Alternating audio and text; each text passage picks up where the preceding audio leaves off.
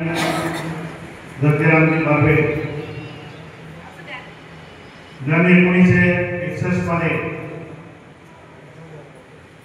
एनडीच्या सवलती काढण्यासाठी जो सक्रिय सहभाग घेतला त्यांना मानाचा मुद्रा। आजच्या या कार्यक्रमाचे उद्घाटक माननीय राजेश भाऊ बकाडे, प्रमुख अतिथी अखिल भारतीय भुई समाज सेवा संस्थेचे प्रदेश अध्यक्ष सन्माननीय तुकारामजी वानखडे, या जिल्ह्याचे उद्योजक सन्माननीय रवींद्र भाऊ पारिसे, मराठी व्यासपीठावर नाही आहे, ते आमदाराबरोबर आले, आमदाराबरोबर गेले कुठे संस्थेचे महाराष्ट्राचे उपाध्यक्ष सन्माननीय विजय साकोडे, अखिल भारतीय भुई समाज सेवा संस्थेचे विदर्भ उपाध्यक्ष सन्माननीय पवन भाऊ कवानपुरे,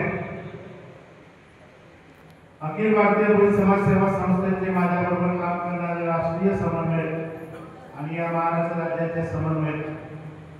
सन्माननीय नानासाहेब नकारे, महर्षी वाल्मिकी भोई, हे मला कळलं नाही वाल्मिकी हा शब्द कुठून आला, त्यांचं नाव आहे रवींद्र भाऊ भानारकर, कोळी समाजाचे हे कोळी समाजाचे एवढं मला माहिती आहे।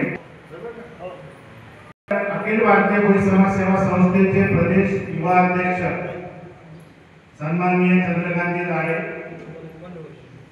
आपली ग्रामपंचायत माजी सरपंच संतोष भाऊ कोणे, किरण भाऊ पारिसे माझ्या बाजूलाच बसले होते, कानामध्ये थोडेसे काहीतरी गुरगुर करून गेले। त्यानंतर या महाराष्ट्राच्या महिला अध्यक्षपदी ज्यांची सर्वानुमते नियुक्ती झाली अशा सौ सविताताई दहाल, त्यानंतर उषाताई पाचाळे, त्यानंतर अनिताताई लाडे ज्या मराठवाड्याच्या महिला उपाध्यक्ष आहेत,